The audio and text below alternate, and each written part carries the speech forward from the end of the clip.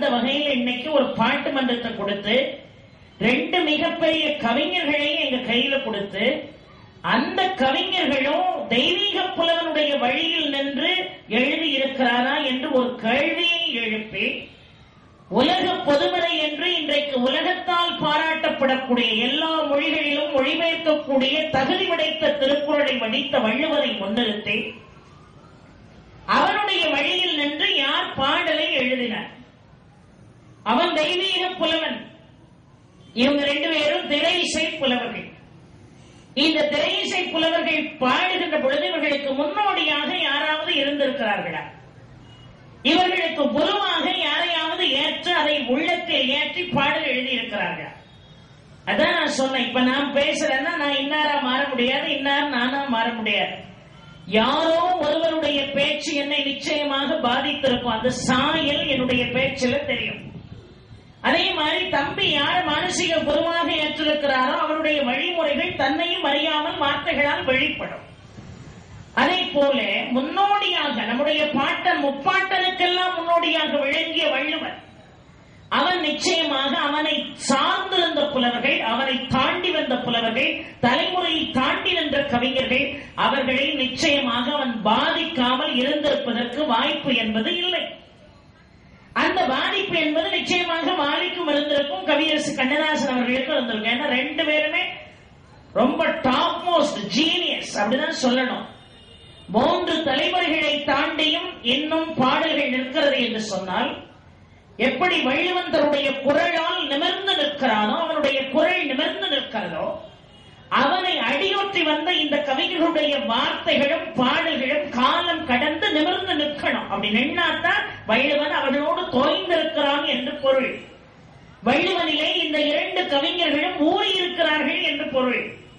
அப்படி அவனுடைய திருக்குறளிலே ஊறி திளைத்த இந்த 2 கவிஞர்களில் அவனை முழுவதுமாக தனதாக்கிக் கொண்ட கவிஞன் யார் என்று ஒரு அருமையான கேள்வி. அதை சொல்வதற்கு இந்த மேடைக்கு 2 பேர். கவியரசு கண்ணதாசன் தான் வள்ளுவன் வழி நின்று பாடலை இயற்றிய கவிஞர்களில் மேலோங்கி நிற்பவன். என்ன பொருள்? 2 பேருமே வள்ளுவனுடைய வழியில பாடல்களை எழுதுகிறார்கள். ஆனால் மேலோங்கி நின்றவன் யார் என்றால் அது கண்ணதாசன் தான் அப்படின்னு சொல்றதுக்கு அருமை சகோதரியார் புவனேஸ்வரி அவர்கள், உங்கள் மண்ணை சார்ந்தவர், உங்கள் மண்ணுக்கு இவரால் பெருமை. இன்றைக்கு தமிழகம் முழுவதும் தன்னுடைய குரல் வழத்தால் வலம் வந்து திருப்பூரினுடைய பெருமையை கட்டிக்காக்கக்கூடிய அருமை சகோதரியார். பல பேரை திருப்பூர் வாழ வைக்கிறது. ஆனா அந்த திருப்பூரனுடைய பெருமையை இன்றைக்கு தமிழகம் முழுவதும் கொண்டு செல்லக்கூடிய ஆற்றல் படைத்த அருமையான இளம் வயது பேச்சாளர் அருமை சகோதரியார் புவனேஸ்வரி அவர்கள் கவியரசு கண்ணதாசனுக்காக இங்கே வருகை தந்திருக்கிறார்.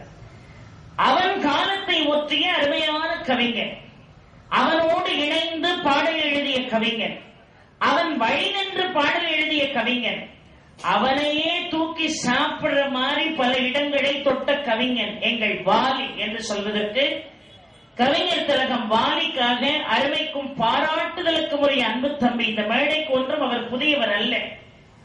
இந்த இளம் வயசுல ரொம்ப ஞானம், உண்மைதான். நிறைய பேரு ஞானம் இருக்குன்னு தெரிஞ்ச உடனே கழட்டி விட்டுருவான். இவன் கண்டிப்பா நம்மள ஓவர்டேக் பண்ணுவான், இவனை இனிமே நம்ம கூட வச்சுக்கிட்டது சரியில்லை. ஆனா அது உண்மை அல்ல. எல்லாவற்றுக்கும் காலம்தான் பதில் சொல்லும். கேவி மகாதேவனுக்கு ஈட இணைய ஒரு இசையமைப்பாளரே கிடையாது. அகத்தியர் படத்துல கேவி மகாதேவன் இசையமைச்ச அந்த நோட்டேஷன்ஸ் எல்லாம் இன்னைக்கு 100 இசையமைப்பாளர்கள் ஒண்ணு சேர்ந்தா கூட கொடுக்க முடியாது. அதுதான் உண்மை, சத்தியம். ஆனா கேவிஎம்முக்கு பிறகு கூட எம்எஸ்வி ராமமூர்த்தின்னு அருமையான 2 பூக்கள் மலர்ந்து நின்று மனம் வீசிய எம்எஸ்வி ராமமூர்த்திக்கு அப்புறம் இனிமே இசையமைப்பாளர்களே இல்லை என்கின்ற நிலை இருந்தது. அதை தாண்டி இசைஞானி இளையராஜான்னு ஒருத்தர் வந்து நின்றார். இதையெல்லாம் தாண்டி இத்தனை இசையமைப்பாளர்களையும் ஓரமா தள்ளிட்டு தமிழனுடைய பெருமையை இன்றைக்கு உலக அரங்கிலே நிலைநாட்டக்கூடிய ஏ.ஆர். ரகுமான் அவர்கள் இன்றைக்கு உலகம் முழுவதும் பேசப்படுகிறார்.